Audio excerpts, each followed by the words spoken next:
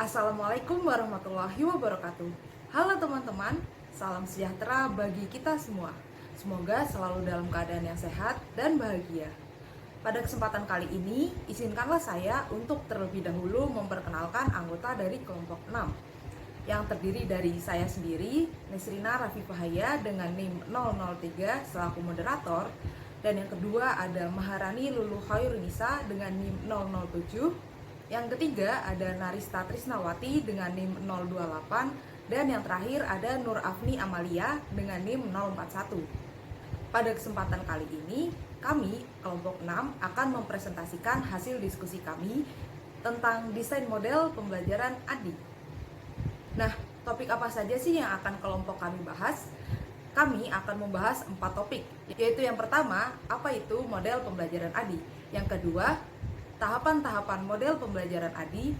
Yang ketiga, kelebihan dan kekurangan model pembelajaran ADI. Dan yang terakhir, implikasi model pembelajaran ADI. Topik yang pertama, tentang apa itu model pembelajaran ADI, akan dibahas oleh rekan saya.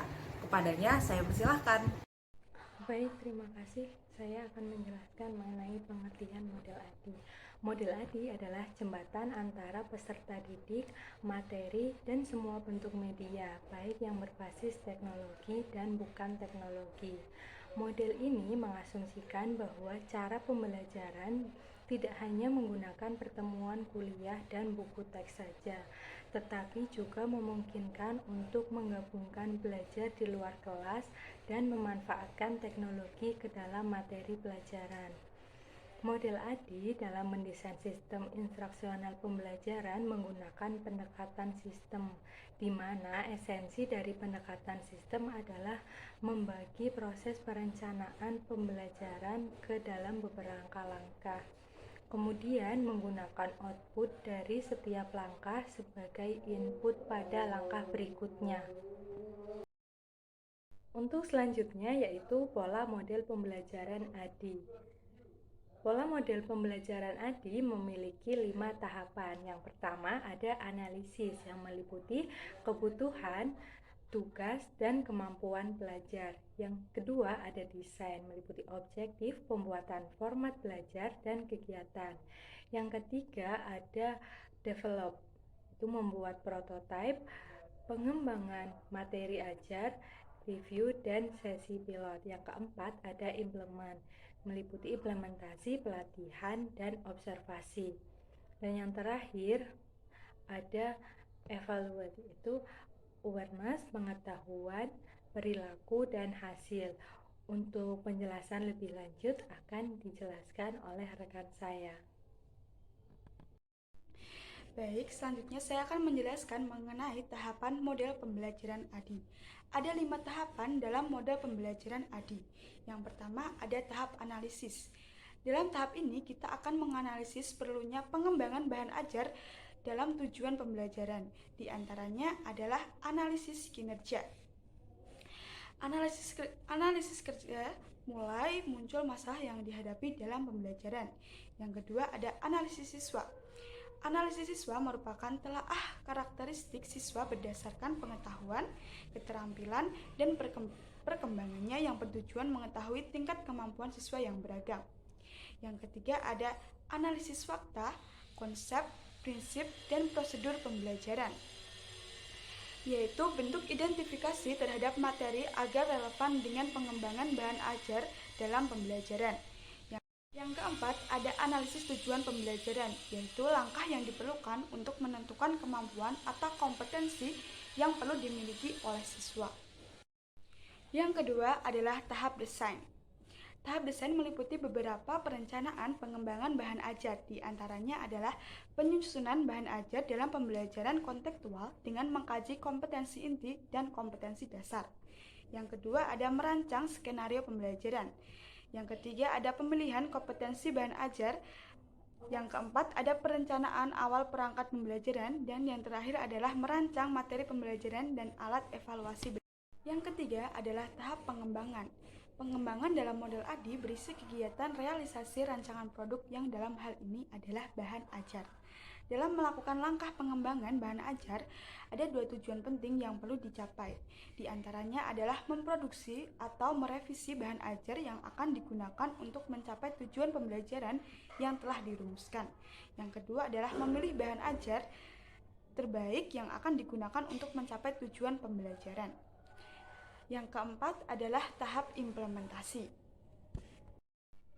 Implementasi dalam penelitian ini merupakan tahapan untuk mengimplementasikan rancangan bahan ajar yang telah dikembangkan pada situasi yang nyata di kelas. Tujuan utama dalam langkah implementasi antara lain adalah membimbing siswa untuk mencapai tujuan pembelajaran. Yang kedua, ada menjamin terjadinya pemerataan masalah untuk mengatasi persoalan yang dihadapi siswa. Yang ketiga adalah memastikan bahwa pada akhir pembelajaran kemampuan siswa meningkat. Yang terakhir adalah tahap evaluasi. Evaluasi adalah sebuah proses yang dilakukan untuk memberikan nilai terhadap pengembangan bahan ajar dalam pembelajaran. Evaluasi terhadap pengembangan bahan ajar dalam pembelajaran bertujuan untuk mengetahui beberapa hal, yaitu sikap siswa, peningkatan kemampuan siswa, dan keuntungan yang dirasakan oleh sekolah akibat adanya peningkatan kompetensi siswa. Demikian materi tahapan model pembelajaran ADI, selanjutnya akan dilanjutkan oleh rekan saya. Baik, materi yang selanjutnya itu ada kelebihan dan kekurangan dari model pembelajaran ADI. Kelebihannya sendiri yaitu bersifat konsisten dan reliable, artinya tidak dapat berubah-ubah dan dapat dipercaya. Kemudian memperhatikan perkembangan ranah kognitif, afektif, dan psikomotorik siswanya. Kemudian tahapan pembelajaran model ADI ini sangat sederhana sehingga mudah untuk dipahami. Kemudian strukturnya itu sistematis karena pengaplikasiannya tidak bisa dilakukan secara acak.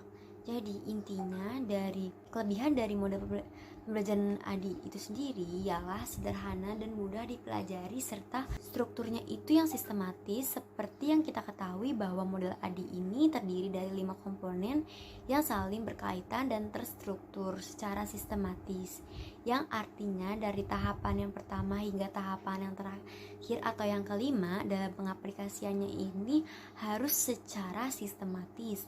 Tidak bisa diurutkan secara acak atau tidak bisa memilih yang mana yang menurut kita itu ingin didahulukan, karena kelima tahapan tersebut atau langkah ini sudah sangat sederhana jika dibandingkan dengan model desain yang lainnya.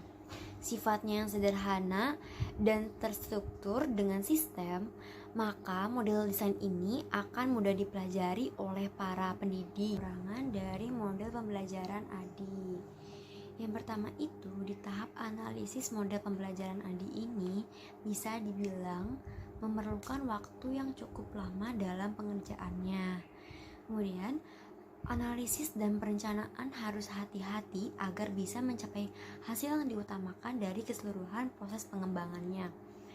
Lalu model ADI ini tidak mengatakan bagaimana membagi tujuan utama menjadi tujuan yang praktis.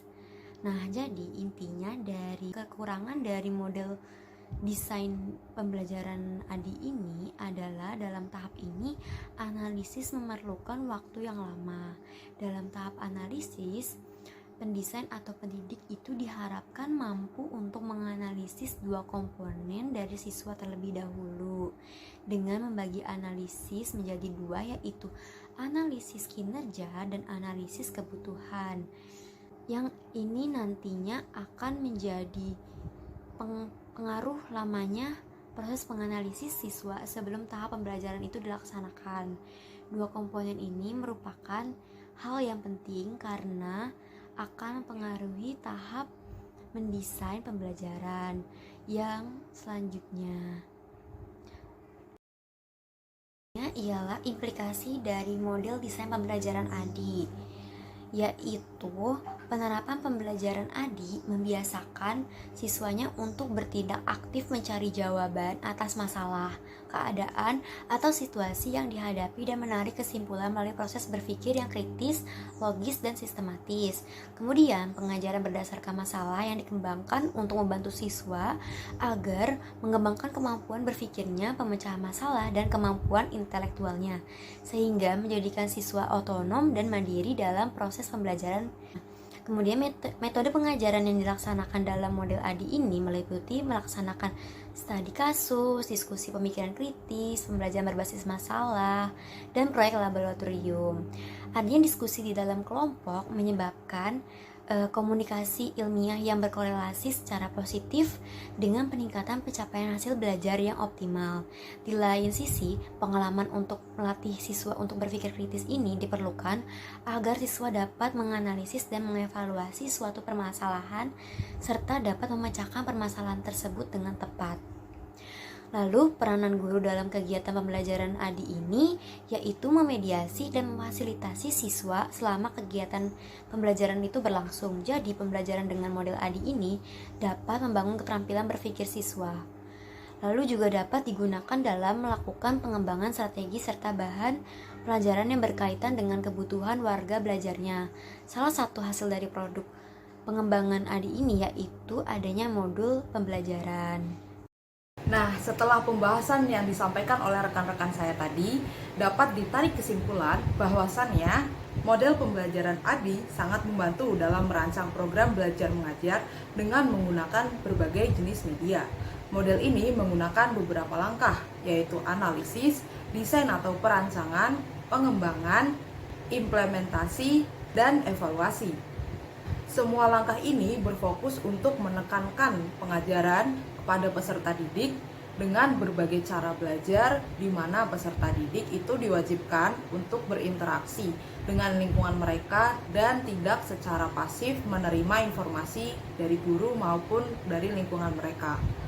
Peserta didik juga tidak hanya terfokus dengan apa-apa saja yang telah diberikan oleh guru, tetapi peserta didik juga harus bisa mencari informasi dari berbagai hal seperti televisi, koran, majalah, media sosial, dan lain-lain. Yang terpenting adalah hal tersebut dapat mendukung belajar atau dapat membantu tugas siswa yang harus dikerjakan.